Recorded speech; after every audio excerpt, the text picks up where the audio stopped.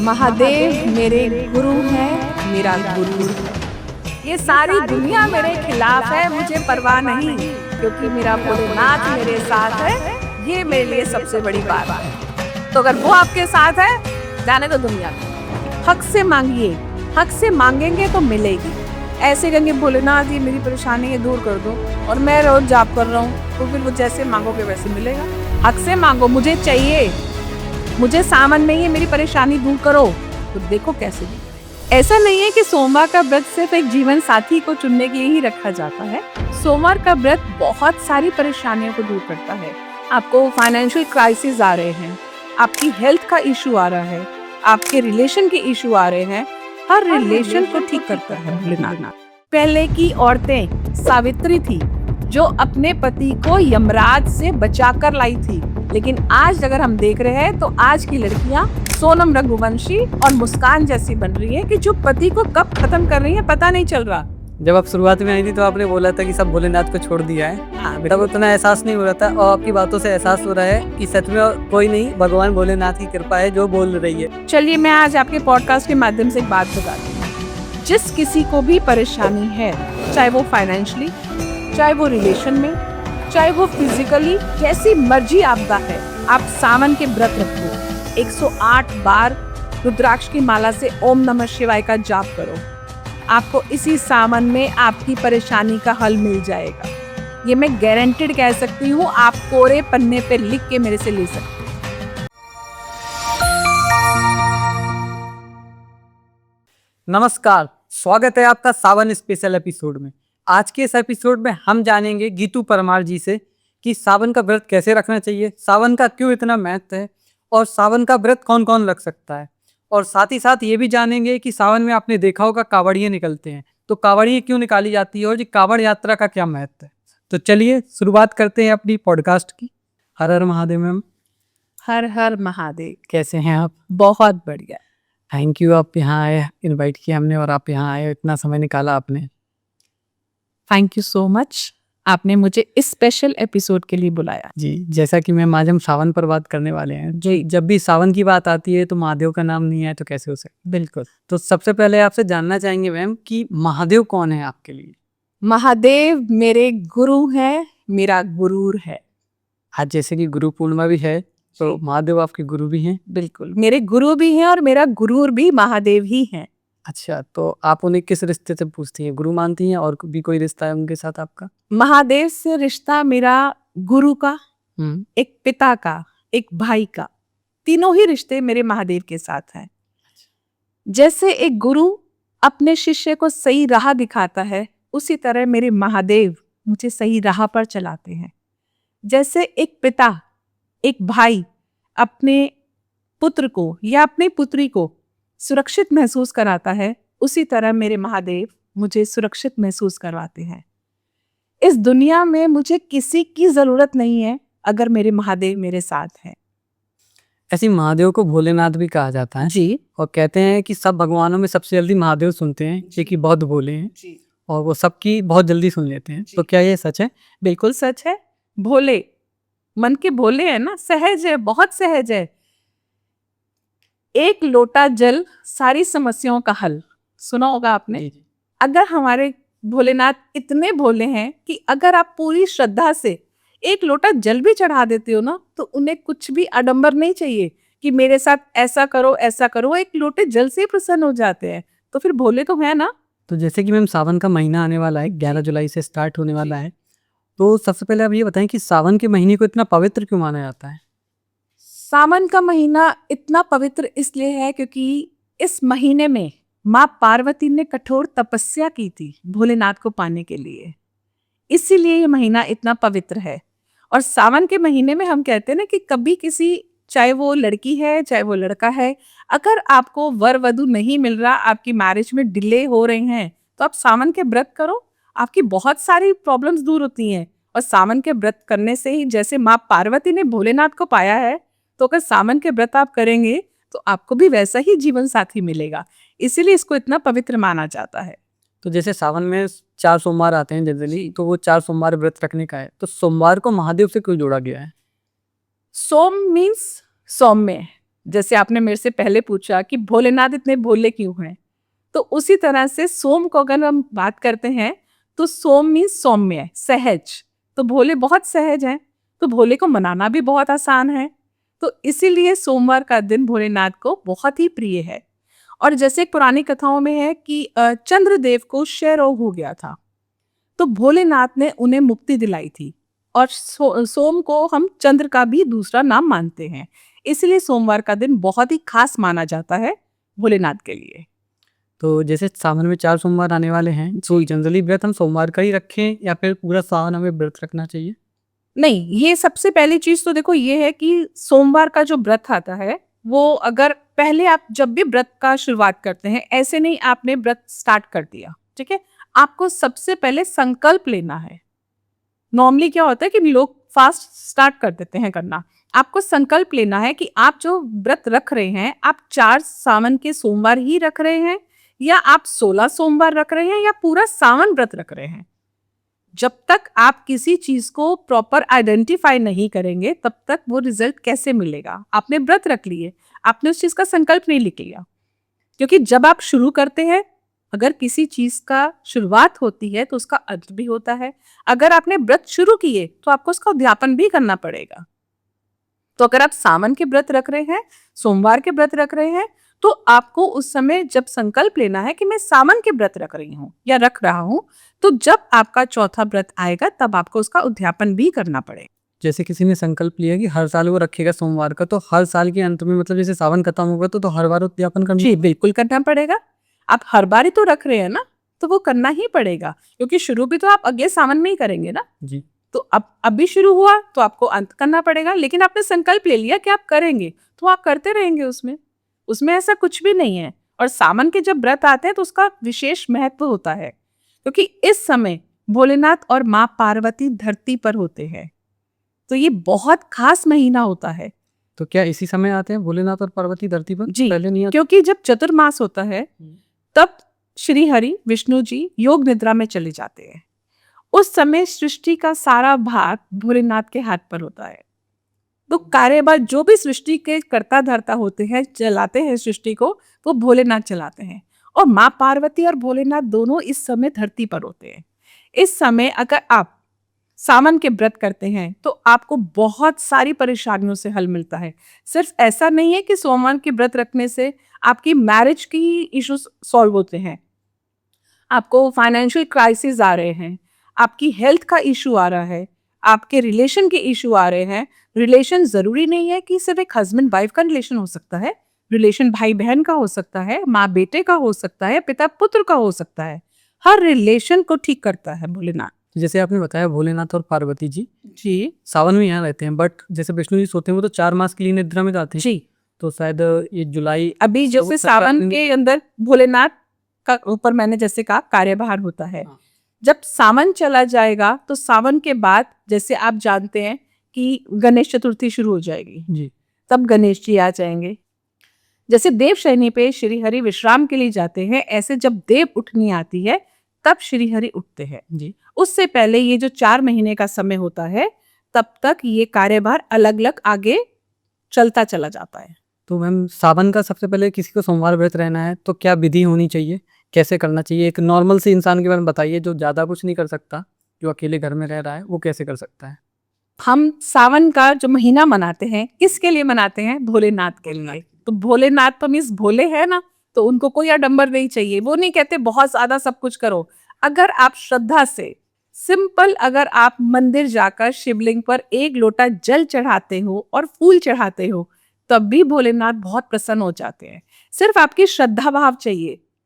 वो नहीं चाहते धन दौलत आपसे, वो देखते हैं आपकी नीयत, आपके भाव कैसे हैं। अगर आप मंदिर में जा रहे हैं, पूजा पाठ कर रहे हैं, बहुत धन दौलत दे रहे हैं, दुनिया को दिखा रहे हैं, पंडितों को दान पुण्य कर रहे हैं, सब कुछ दिखा रहे हैं, लेकिन मन के अंदर आपके कपट है, तो आपको आशीर्वाद मिलेगा भोलेनाथ का? बिल्कुल नहीं मिलेगा जी। क्योंकि भोलेनाथ दिल से आपकी जो आपकी नीयत है उसको चाहते हैं, वो आपके धन को नहीं चाहते। उनके पास धन की कमी नहीं है। जी। तो इसलिए अगर आपने व्रत रखना है तो उसके अंदर बहुत विधि विधान, बहुत नियम नहीं है। सिंपल एक है कि आप साफ स्वच्छ कपड़े पहने, अपने घर को साफ करें, भोलेनाथ के मंदिर जरूर जाएं, जल चढ़ाएं, पुष्प चढ़ाएं।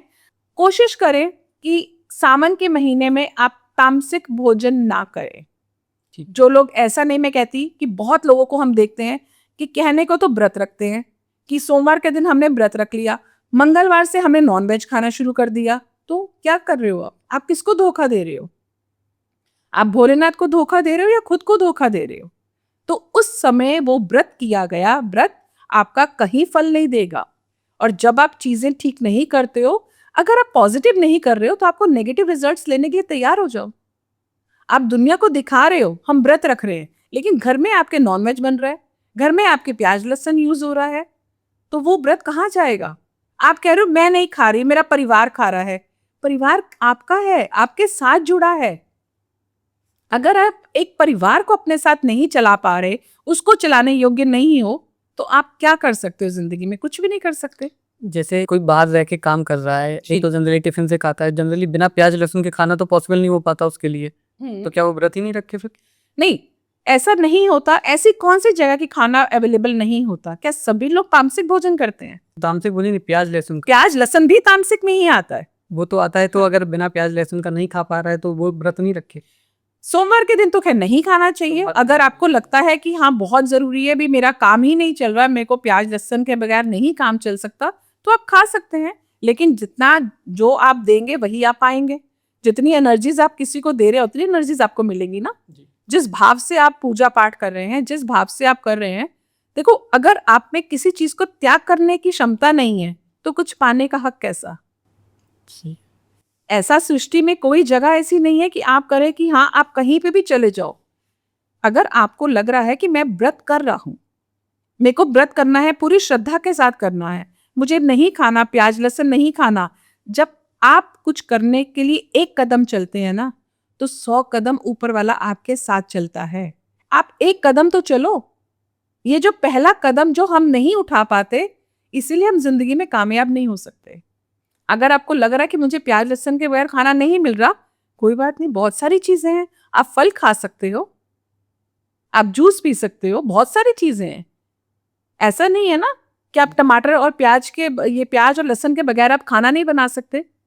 बाकी चीजें हमें सृष्टि ने दी हैं। जी ठीक है मैम। तो सोमवार का जैसे सबसे पहले जाकर के मंदिर में जल चढ़ाया, उसके बाद जैसे शाम को कुछ लोग भोजन कर लेते हैं जी, तो वो करना चाहिए? बिल्कुल कर सकते हैं। वो आपकी श्रद्धा है कि आपने मीठा करना है या नमकीन करना है, वो आपके संकल्प के ऊपर है। अब जैसे अगर मैं पर्सनली देखती हूँ तो मैं नमकीन भोजन नहीं करती। ठीक है, नमक नहीं लेती? नहीं, नमक एक समय जो खाना लेती हूँ उसमें नमक नहीं लेती। वो आपकी श्रद्धा के ऊपर होता है। तो जैसी श्रद्धा वैसा कर सकता है? जैसी श्रद्धा वैसा कर सकते हैं। इसमें कोई बहुत कुछ नहीं होता कि आपको ऐसा करना है, ऐसा करना है, ये विधि करनी है, वो विधि करनी है। ऐसी कोई विधि भोलेनाथ नहीं मांगते, वो सिर्फ आपके भाव मांगते हैं। हर सोमवार एक अलग चीज को दर्शाता है, तो कृपया एक एक करके आप बताएं कि एक सोमवार व्रत रख रहे तो क्या होगा, फिर दूसरे सोमवार रखा तो क्या होगा। ऐसा नहीं होता कि हर सोमवार अलग व्रत को अलग आइडेंटिफाई करता है। सोमवार के जो व्रत होते हैं वो सावन के सोमवार होते हैं। कुछ सावन के सोमवार रखते हैं, कुछ 16 सोमवार रखते हैं, कुछ सोम प्रदोष रखते हैं। ये 3 वेरिएशंस होती हैं। ऐसा नहीं कि हर व्रत को आप अलग अलग उसका आंसर होता है। हर व्रत पे आप अलग अलग चीजें कर सकते हो, उपाय कर सकते हो।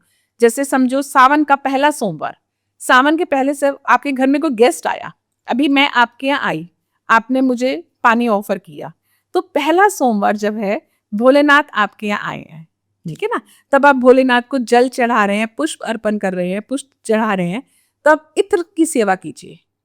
जब हम हमारे घर कोई आता है, अभी मैंने एंट्री करी, मैंने आते क्या कहा, बहुत अच्छा हो रहा है, मेरा पहला वर्ड निकला, बहुत अच्छा ऑरा है। सेम चीज, अगर आपका घर गंदा है, आपकी साफ सफाई नहीं है, आप साफ सुथरे नहीं बैठे हो, आपके अंदर से गंदी सी महक आ रही है और आप व्रत रख रहे हो, तो भोलेनाथ कैसे प्रसन्न होंगे?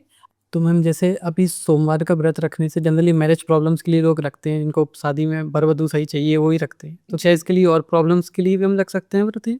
ऐसा नहीं है कि सोमवार का व्रत सिर्फ एक जीवन साथी को चुनने के लिए ही रखा जाता है। सोमवार का व्रत बहुत सारी परेशानियों को दूर करता है। अगर आपको आर्थिक संकट है, आप अपना सोमवार का व्रत रख के अपने आर्थिक संकट को दूर कर सकते हो। आपको शारीरिक परेशानी है, आपकी शारीरिक परेशानी दूर हो सकती है।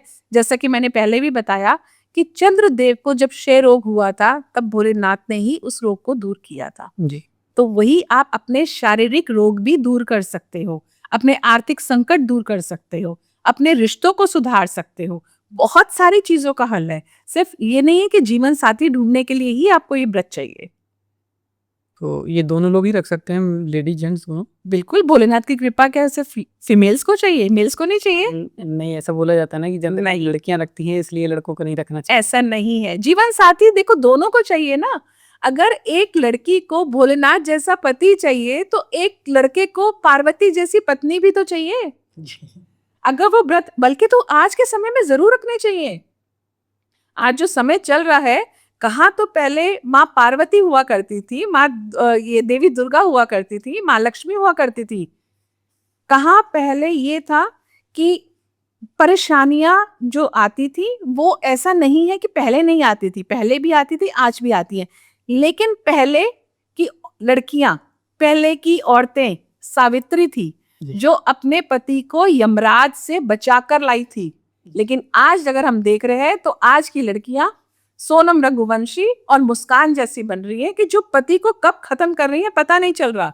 तो आज तो लड़कों को ज्यादा रखना चाहिए व्रत, अपने आप को सेव करने के लिए। मैम, ऐसे ही कौन से मंत्र का उच्चारण करना चाहिए हमें? कौन से मंत्र का उच्चारण करना चाहिए? सबसे पहली चीज, मंत्र का जो उच्चारण किया जाता है, बहुत लोग होता है कि सिर्फ मंत्र उन्होंने सुन लिया लेकिन उसको सही उच्चारण नहीं करते। अगर आप सही उच्चारण नहीं करते तब आपको गलत रिजल्ट्स मिलते हैं। इसलिए जब भी आप मंत्रों का उच्चारण करें, उन शब्दों को पूरे तरीके से सुन के ही उनका उच्चारण करें। मैंने आपको बताया सारी समस्याओं का हल ओम नमः शिवाय। जी।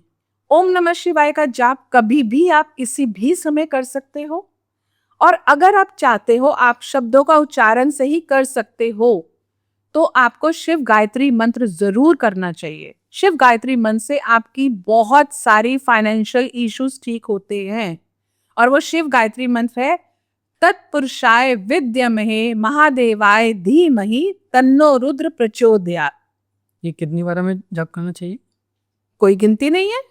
पैसे के लिए काउंटिंग करते हो कितनी बार चाहिए, तो फिर मंत्र के लिए काउंट क्यों, कितनी बार कर सकते हैं? जितना आप उच्चारण कर सकते हैं श्रद्धा के साथ। ऐसा नहीं कि मंत्र हम कर रहे हैं 51 टाइम सोच रहे हैं ओम नमः शिवाय ओम, अच्छा इतनी देर हो गई, अब इतनी देर हो गई, ऐसा नहीं। जितना कर सकते हो उतना करो। एक टाइम ड्यूरेशन नहीं होनी चाहिए दिमाग के अंदर। कैलकुलेटिव माइंड से कभी भी पूजा पाठ नहीं की जाती कि हाँ मेरे पास आधा घंटा है जी मैं फटाफट पूजा कर लूं। नहीं, भाव से पूजा की जाती है। आप 5 मिनट करो लेकिन भाव से करो। दिखावे के लिए आधा घंटा की गई पूजा नश्वर है, भाव से की गई 5 मिनट की पूजा कारगर है। जैसे माला करने के लिए बोला जाता है जनरली जी, तो वो तो गिन के ही होती है कि 108 दाने, तो 108 बार में नाम। क्यों गिनती करनी है? आपको पता है मन के 108 दाने के हैं, आपको पता है 108 दाने के मन के हैं। ऐसे माला रखिए। बहुत लोग होते हैं माला को ऐसे रख लेते हैं, ऐसे माला करते हैं। ऐसे थोड़ी माला की जाती है। माला करने के लिए विधि होती है, ऐसे की जाती है माला। आपने किया ओम नमः शिवाय ओम नमः शिवाय ओम नमः शिवाय, जाप किया। जाप करने के बाद जब आपको लगा आखिरी मन का है, उसको ऐसे करके पलट दिया। तो जरूरी थोड़ी आप सो गिनती करते जाएंगे, काउंटिंग करने की क्या जरूरत है? माला रखने का मेन क्या है कि माला के बिना हम क्यों नहीं कर सकते? माला के बिना भी कर सकते हो। ऐसा नहीं है कि आपको माला ही रखनी है।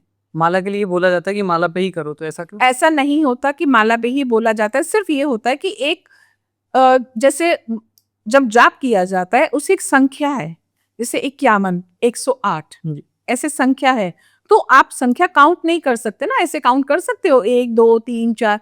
तो माला में हम कहते हैं कि माला में आप तरीके से जाप कर सकते हैं। तो ये जाप किस माला पे करना चाहिए हमें? ओम नमः शिवाय का जाप हमेशा रुद्राक्ष की माला पे करना चाहिए। ठीक है।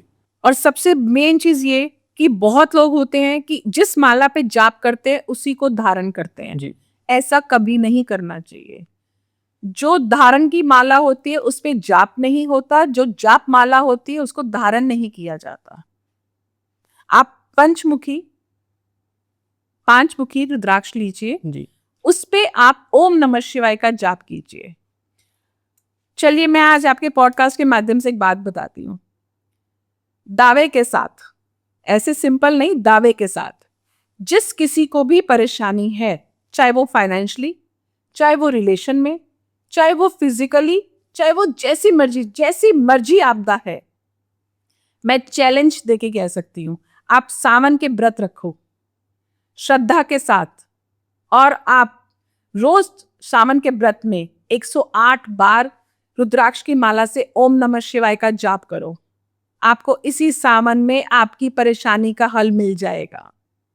ये मैं गारंटेड कह सकती हूँ, आप कोरे पन्ने पे लिख के मेरे से ले सकते हो कि हाँ ऐसा हुआ है और ऐसा होता है। ये नहीं कि आप जाप कर रहे हो, परेशानी है, व्रत रख रहे हो, बाहर जाके नॉनवेज भी खा रहे हो, पार्टियां भी कर रहे हो, अच्छा यार सोमवार को नहीं खाऊंगा, बस संडे तक खा लूंगा, सोमवार को नहीं खाऊंगा, तो मैं रिस्पॉन्सिबल नहीं हूँ। आप पूर्ण श्रद्धा के साथ करो। और हर दिन जाप करना है सावन भर? बिल्कुल हर दिन जाप करना है। कितने दिन है? 11 जुलाई को शुरू है, 9 अगस्त को खत्म है। हम मानते तो इतना है, करते इतना है, तो जब इतना करेंगे भी ना तो इतना मिलेगा, तो जितना दोगे उतना मिलेगा। तो जैसे रुद्राक्ष की माला है तो पंचमुखी पे हमें जाप करना चाहिए, और हमें कौन सी माला पहननी चाहिए? देखो, रुद्राक्ष की माला ऐसे नहीं धारण कर सकते। ठीक। रुद्राक्ष की माला धारण करने के भी बहुत नियम होते हैं। एक पंचमुखी रुद्राक्ष ऐसा है जिसे कोई भी धारण कर सकता है, उस पे आप जाप भी कर सकते हैं, लेकिन मैंने बोला ना कि धारण की गई माला को आप जाप माला नहीं बना सकते। आपको अगर धारण करनी है तो वो माला अलग धारण कीजिए, जाप के लिए अलग माला लाइए। आप ओम नमः शिवाय का जाप कीजिए इस माला के ऊपर, और विधि के साथ, अब तरीके के साथ, अपनी जो भी आपकी मनोकामना है आप भोलेनाथ के आगे, जैसे एक बच्चा मांगता है ना, कोई चीज बच्चा अपने आप तो नहीं लेके आएगा, मांगेगा। मांगेगा किससे? माँ बाप से, तभी पूरी होगी। तो आपने ये सोचना है कि भोलेनाथ आपके पिता हैं, हक से मांगिए, हक से मांगेंगे तो मिलेगी। ऐसे कहेंगे भोलेनाथ ये मेरी परेशानी है दूर कर दो, और मैं रोज जाप कर रहा हूँ, तो फिर वो जैसे मांगोगे वैसे मिलेगा। हक से मांगो, मुझे चाहिए, मुझे सावन में ये मेरी परेशानी दूर करो, तो देखो कैसे नहीं करेंगे। मैं तो ऐसे ही करती हूँ, मुझे कोई परेशानी है, मुझे क्या, हमें विपदा नहीं आती, हमें परेशानी नहीं आती, आती है ना, तो मैं हक से मांगती हूँ। मैं उसे पिता की तरह मांगती हूँ कि हाँ भाई मेरे पिता हो तो मुझे दो। किससे आगे हक लगा सकते हो? किसी पड़ोसी को हक से मांग सकते हो? नहीं मांग सकते। किससे मांग सकते हो? भाई से मांग सकते हो, पिता से मांग सकते हो। तो हक से मांगो, हक से मांगोगे तो देंगे, रो के मांगोगे तो नहीं देंगे। उनको लगेगा चल ठीक है यार, फॉर ग्रांटेड दे दूंगा, अब इसको जरूरत नहीं है। ऐसे ही रुद्राक्ष की माला फीमेल भी धारण कर सकती है? बिल्कुल कर सकती है, पीरियड्स के दौरान भी कर सकती है? पीरियड्स के थ्रू भी कर सकती हैं, कोई प्रॉब्लम नहीं होती। वो उसको मतलब बस नाम जप मत करो, नाम जप नहीं करो आप रुद्राक्ष की माला से। रुद्राक्ष की माला अगर आपको लगता है कि हाँ नहीं करना चाहिए, देखो मैंने क्या कहा, भोलेनाथ बहुत भोले हैं, उनको बहुत आडंबर नहीं चाहिए, ठीक है ना। तो अगर आपको लगता है कि आप धारण करना चाहते हो, धारण कर सकते हो, क्योंकि ये जो आपने मेरे से पूछा कि पीरियड्स में भी धारण कर सकते हैं, ये नेचुरल है। ये तो भगवान ने दिया है ना, ये नेचुरल है। तो नेचुरल चीज को किस बात का इतना सोचना और समझना? ये कुछ एक्स्ट्रा चीज नहीं है ना कि जिसको हम अडेप्ट कर रहे हैं, तो नेचुरल है, ये नेचुरल प्रोसेस है, तो हम कर सकते हैं, क्यों नहीं कर सकते। हाँ, लेकिन ये भी बात बहुत जरूरी है कि नॉनवेज खाने वाले इंसान रुद्राक्ष की माला धारण नहीं कर सकते। तो कुछ पर्टिकुलर क्रिया करते वक्त रुद्राक्ष की माला उतारनी चाहिए, लेकिन हाँ बिल्कुल जाना, बिल्कुल। रुद्राक्ष की माला पहन के नहीं सोना चाहिए, आपको रात को उतार देनी चाहिए, और उतारने के बाद ऐसा नहीं मैं कहूंगी मंदिर में रख दे, उतार के आपको रख देनी चाहिए, ठीक है ना। और उसके बाद सुबह नहा धो के स्वच्छ होके आपको फिर धारण कर लेनी चाहिए। लेकिन आपको लगता है कि आपके घर में, परिवार में ऐसी चीजें बनती हैं, तो फिर नहीं धारण करनी चाहिए। तो अगर कोई जैसे रुद्राक्ष की माला भी धारण करता है, कोई एक सिंगल रुद्राक्ष भी धारण करता है, तो कौन सा बेटर है धारण करना? सबके अलग अलग ट्रेट्स होते हैं, ऐसा नहीं है कि क्या है, रुद्राक्ष तो सारे ही अलग अलग है और सबके अलग बेनिफिट्स हैं। जैसे अगर हम सातमुखी रुद्राक्ष की बात करते हैं, तो सातमुखी रुद्राक्ष को माँ लक्ष्मी का रूप भी माना जाता है। अगर किसी को बहुत ज्यादा फाइनेंशियल क्राइसिस है तो वो सातमुखी रुद्राक्ष धारण करे। और अगर लगता है किसी के ऊपर कर्जा बहुत ज्यादा हो गया, कर्जा कोई निवारण नहीं मिल रहा, कोई रास्ता नहीं मिल रहा, ब्लॉकेजेस आ रही हैं, तो फिर उसे 7 मुखी और 10 मुखी रुद्राक्ष धारण करना चाहिए। कि 10 मुखी रुद्राक्ष जो है वो कर्जे का निवारण करता है, लेकिन कर्जा उतारने के लिए तो पैसा चाहिए, तो पैसा आएगा सात मुखी रुद्राक्ष से। इसलिए अगर आप उसका कॉम्बिनेशन धारण करते हैं तो आपका कर्जा बहुत जल्दी उतरता है। ठीक है, हम पे वापस सावन पे आते हैं। जी। तो जैसे सावन पे कहते हैं कि कुछ काम करने चाहिए, जी। और कौन कौन से ऐसे काम है जो हमें स्टार्ट करने चाहिए, या कौन कौन से ऐसे काम है जो हमें नहीं करने चाहिए सावन में? सावन का महीना भौतिक सुखों का नहीं है, आध्यात्म होने का है। ठीक है। सावन के महीने में हमें घर, गाड़ी, बंगला, इन चीजों की तरफ नहीं भागना चाहिए। सावन के महीने में आपको पूजा पाठ करनी चाहिए, आपको दान पुण्य करना चाहिए, क्योंकि ये महीना आप जितना ज्यादा भोलेनाथ की एनर्जीज को ले सकते हैं, उनकी पूजा पाठ कर सकते हैं, उनको अपने पास पा सकते हैं, तो ये बाकी तो भौतिक सुख है, जब मर्जी लीजिएगा। तो इस समय जितना आप दान पुण्य करेंगे, जितना आप पूजा पाठ करेंगे, उतना ही आपकी लाइफ के अंदर अच्छा समय आएगा। तो मैम जैसे किसी को कैसे पता चलेगा कि भोलेनाथ की कृपा उस पर हो गई है? कैसे पता चलेगा? जी। जब आप अपने आप को इस भरी दुनिया के अंदर भी आपको लगे ना कि आप अपने आप को कुछ अलग स्पेशल फील कर रहे हो, तब समझ लेना भोलेनाथ आपके साथ है। राजा होता है ना जी। वो अपने आप को एक अलग समझता है कि हाँ मेरे अंदर बहुत कुछ है, कि मैं राजा हूं। तो जब भोलेनाथ आपके साथ हो जाते हैं ना, तब आप राजा बन जाते हैं। राजा सिर्फ पैसों से ही राजा नहीं होता, मन का राजा भी राजा होता। ये सारी दुनिया मेरे खिलाफ है, मुझे परवाह नहीं, क्योंकि मेरा भोलेनाथ मेरे साथ है, ये मेरे लिए सबसे बड़ी बात है। ठीक है ना? तो अगर वो आपके साथ है, जाने दो दुनिया को। सावन में ऐसा भी कहा जाता है कि जैसे व्रत रखो तो व्रत में एक कागज में लिख दो, फिर भोलेनाथ पे वो चढ़ा दो, तो उससे भी पूरी होती है। क्या ऐसा होता है? ये सावन में नहीं, मैं तो इसको हमेशा ही करती हूँ। अच्छा। मेरे को अगर किसी चीज का हल नहीं मिलता तो मैं तो ये सावन का इंतजार नहीं करती। अगर मुझे किसी चीज का हल चाहिए और मैं दुविधा के अंदर हूँ कि मैं क्या करूं, मुझे हल नहीं मिल रहा, तो मैं तो पर्ची बनाती हूँ, उस पर लिखती हूँ और भोलेनाथ के आगे 2 पर्ची डाल देती हूँ कि अब जो भी इसमें से पर्ची उठेगी, ये मैं जिम्मेवार नहीं हूं, आप जिम्मेवार हो। ये आप सोचो मेरे लिए क्या गलत क्या सही। ठीक है ना? मैंने तो सब उन्हीं के ऊपर डाल दिया, खुद में फ्री हो गई कि अगर कुछ गलत होगा तो भी आप जिम्मेवार, ठीक होगा तो भी आप जिम्मेवार। तो मैं तो ऐसे पर्ची डालती हूँ। तो फिर सावन का क्यों इंतजार करूं? फिर आंसर कैसे मिलता है हमें? 2 पर्ची? एक पर्ची उठाओ, कोई भी रैंडम? बिल्कुल रैंडम पर्ची उठाओ। मैंने वही तो कहा ना, आपने कोई आपको क्वेश्चन है, आप अपनी जो चीजें आपको कोई क्वेश्चन के अंदर है कि मैं ये करूं या मैं ये नहीं करूं, अब आपको आंसर नहीं मिल रहा, आप इससे पूछोगे उससे पूछोगे, क्यों किसी से पूछना? तो 2 पर्ची डालो, भोलेनाथ के आगे रखो, तो भोलेनाथ ये मैंने अपने दोनों क्वेश्चन आपके आगे रख दिए। अब आपकी श्रद्धा, आंख बंद करके पर्ची रख दो और आपको अब आपकी श्रद्धा, जो भी आंख बंद करके मैं पर्ची उठाऊंगा उसमें मैं जिम्मेवार नहीं हूं, यू आर द रिस्पॉन्सिबल कि मैं ठीक कर रहा हूं क्या। और पर्ची उठा लो, देखो आंसर कैसे नहीं निकलता। ये तो बहुत ही अच्छा तरीका आपने बताया। मेरे लिए तो ये तरीका है। मैंने तो जिंदगी में बहुत सारे ऐसे फैसले लिए हैं, बहुत फैसले लिए हैं, बड़े से बड़ा फैसला मैं ऐसे लेती हूँ कि मैं ये करूं या मैं नहीं करूं, और फिर मैं क्लियर कह देती हूँ I am not responsible for this. अच्छा हो रहा है गलत हो रहा है, आप हो जिम्मेवार, दुनिया मुझे नहीं कुछ कहे, जो कहेगी आपको कहेगी। अगर मेरा नाम होगा तो भी आपका नाम होगा, मेरी बदनामी होगी तब भी आपको सुननी पड़ेगी। अब आप क्या चाहोगे, बेटी का नाम हो या बेटी बदनाम हो? तो कौन पिता चाहेगा बेटी बदनाम हो? वो हमेशा चाहेगा बेटी का नाम हो। तो फिर जब आप शुरुआत में आई थी तो आपने बोला था कि सब भोलेनाथ को छोड़ दिया है, तब उतना एहसास नहीं हो रहा था, और आपकी बातों से एहसास हो रहा है कि सच में कोई नहीं, भगवान भोलेनाथ की कृपा है जो बोल रही है। मैंने बोल रही है। आपने कहा भोलेनाथ आपके कौन है, मैं कहा भोलेनाथ मेरे गुरु हैं, मेरा गुरूर है, तो वाकई ही मेरा गुरूर है। तो मैम सावन पे जैसे कांवड़ यात्रा भी निकलती है, लोग कांवड़ लेके चलते हैं, तो ये कांवड़ होती क्या है और ये सावन में क्यों निकाली जाती है? कावड़ बेसिकली सावन में, जैसे मैंने कहा ना, भोलेनाथ को प्रसन्न करने का सबसे अच्छा समय सावन है और सबसे जल्दी भोलेनाथ प्रसन्न होते हैं।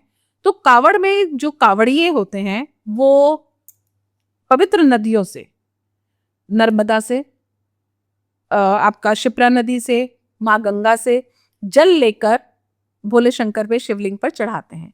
ये होता है ताकि उनकी जो भी मनोकामना होती है उस मनोकामना को पूरा करने के लिए कावड़ की यात्रा की जाती है। जब ये प्रथा शुरू की थी, ये प्रथा शुरू की थी महादेव के भक्त परशुराम जी ने। तो रावण ने भी ये प्रथा की थी, उन्होंने भी कावड़ का जल भर के भोलेनाथ पे शिवलिंग पे चढ़ाया था। तो अगर आपकी कोई भी मनोकामना है तो आप कावड़ का जो जल है, आप यहाँ से जैसे कावड़िए जाते हैं जल भर के लेके आते हैं, जो जल लेके आते हैं वो अपने शिवलिंग पर चढ़ाते हैं, और जब तक जल शिवलिंग पर नहीं चढ़ता तब तक वो अपने घर नहीं जाते। तो ये मनोकामना पूर्ण करने के लिए भी है और सबसे जल्दी महादेव की भक्ति पाने के लिए बहुत सरल तरीका है, बहुत सरल तरीके से महादेव को प्रसन्न किया जा सकता है। तो ये जो समय सावन का होता है, इस समय आप जल लाके जल अभिषेक करते हो, गंगा जल लाके जल अभिषेक करते हो, तो आप भोलेनाथ की असीम कृपा पाते हो। तो ये हरिद्वार क्यों जाते हैं सब लोग, कांवड़िए जो भी जाते हैं? माँ गंगा के लिए। सिर्फ ऐसा नहीं कि हरिद्वार से ही जल लाया जाता है, और जैसे मैंने बताया कि शिप्रा नदी से भी जल चढ़ाया जाता है, नर्मदा से भी चढ़ाया जाता है, पवित्र नदियों का जल चढ़ता है शिवलिंग पर। वो कहीं के भी शिवलिंग पर चढ़ाया जा सकता जी, जो भी आपके नियर बाय है वो कहीं पे भी चढ़ा सकते हैं। है। और मैम सावन में ग्रीन कलर की भी चूड़ियां पहनी जाती हैं, ग्रीन कलर के वस्त्र भी धारण करने का नियम है, जी, ऐसा क्यों?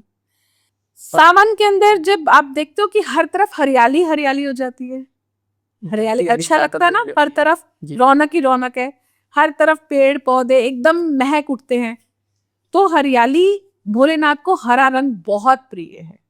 तो कहते हैं कि जब भी आप सावन के महीने में हरी चूड़ियां, सुहागन को जरूर पहननी चाहिए हरी चूड़ियां। आज धीरे धीरे लोग ना बहुत ज्यादा मॉडर्न होते जा रहे हैं, अपनी प्रथा को भूलते जा रहे हैं।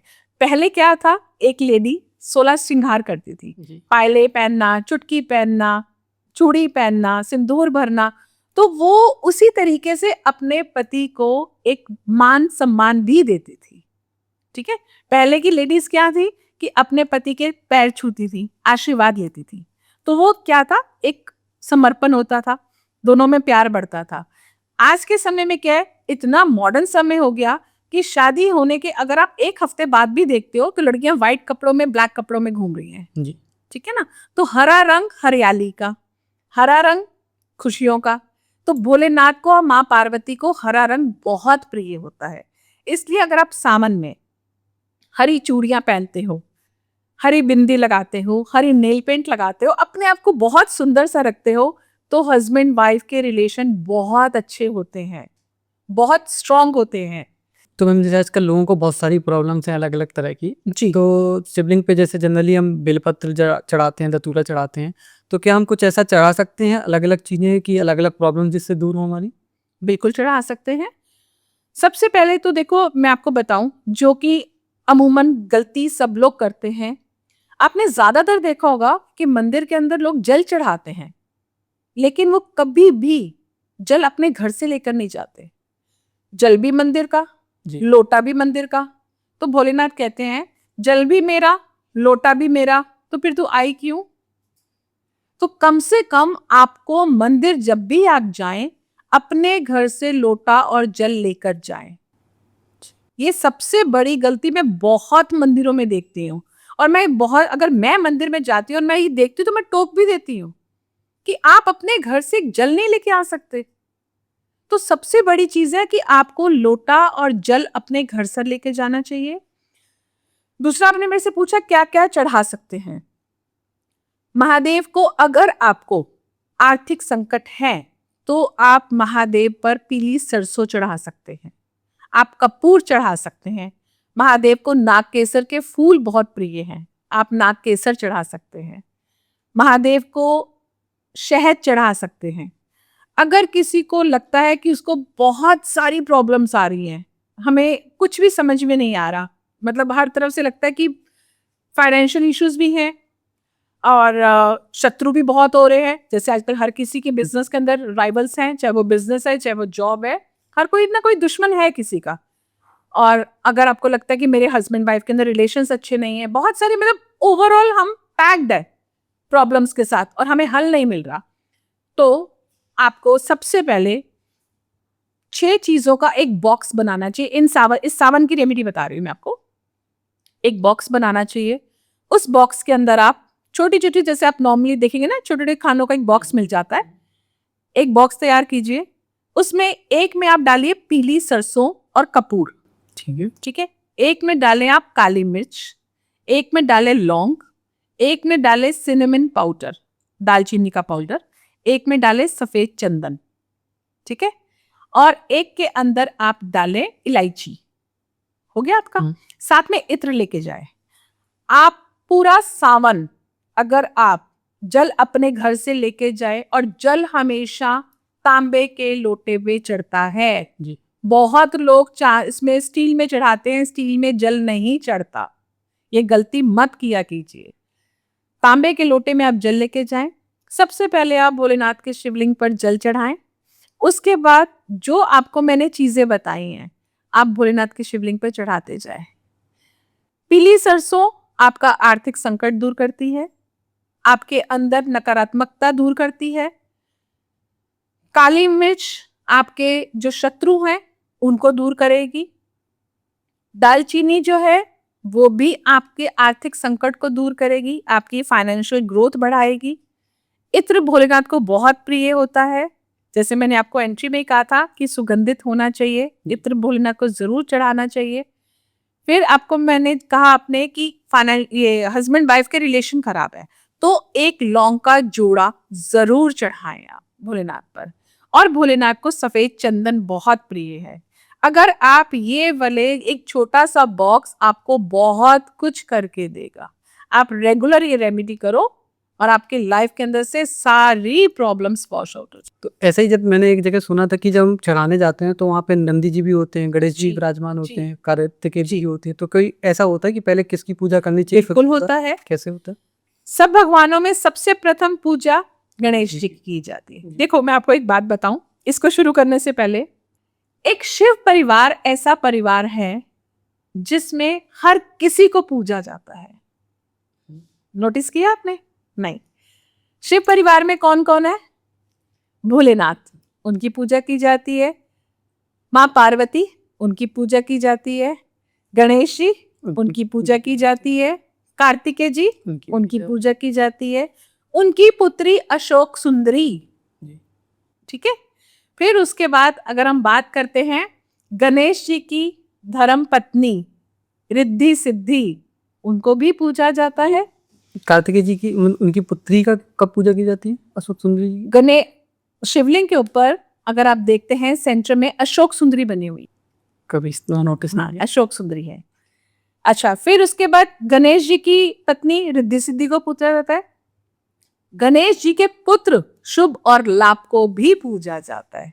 तो ये शिव परिवार एक कॉम्पैक्ट ऐसा है कि सबकी पूजा की जाती है। और अब हम बात करते हैं कि कैसे जल चढ़ाना चाहिए।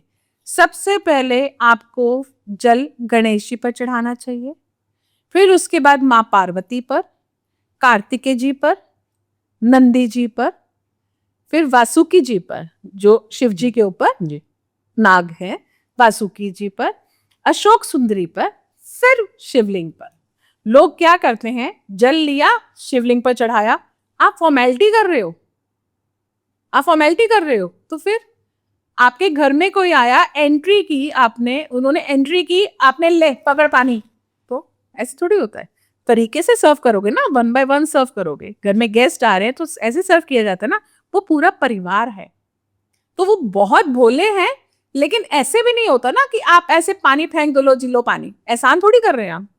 तो ये तरीका है पूजा का। ऐसे ही भोलेनाथ की नगरी उज्जैन भी है जी तो मेरा एक पर्सनल ये सवाल है कि कई बार हमारा उज्जैन जाने का प्लान बना जी बट वो हर बार कैंसिल हो जा रहा है। जी। तो ऐसा क्यों हो रहा है हमारे साथ? महादेव, जब तक उनका बुलावा नहीं आप जा ही नहीं सकते। लोग कहते हैं पैसे से जाया जाता है, मैं कहती हूं जाके दिखाओ पैसे से, उनकी मर्जी ना हो तो। कहते हैं ना लोग उज्जैन क्या है, टिकट बुक कराओ उज्जैन चले जाओ। अरे जाके तो दिखाओ। जब तक आपका काल यानी समय नहीं बदलेगा आप उज्जैन नहीं जा सकते। आप कोशिश करके देख लो, जितनी मर्जी कोशिश कर लो, जब तक महादेव का बुलावा नहीं है आप नहीं जा सकते। अभी आपने कहा ना मैंने कोशिश करी, जी। तो अभी बुलावा नहीं है, और जब बुलावा आएगा तब मिनट भी नहीं लगता। मैं जाती हूँ, मैं इसमें गुरूर नहीं कर रही, लेकिन पिता से मैं मांगती हूँ अगर मैं 15 से 20 दिन नहीं जाती तो मैं लिटरली कंप्लेन करती हूँ, आपको आपकी बेटी की याद नहीं आ रही, अपने बेटी को नहीं बुलाना। और अबे आप बिलीव करोगे, विद इन 2-3 डेज अचानक प्रोग्राम बन जाता है। तो ये भाव होते हैं आपके, आपकी कनेक्टिविटी है, आप उनसे मांग रहे हो, तब ऐसे नहीं जा पा रहे। और जब तक आपका समय परिवर्तन नहीं होना, आप नहीं जा सकते। पैसों से उज्जैन नहीं जाया जा सकता। Thank you so much ma'am आपका आने के लिए, और आपने काफ़ी कुछ नया बताया, और आज फील कर रहा हूँ मैं कि कोई आप नहीं बोल रही, महादेव से हम बोल रहे हैं यहाँ करके। उसके लिए बहुत बहुत धन्यवाद मैम। हर हर महादेव। हर हर महादेव।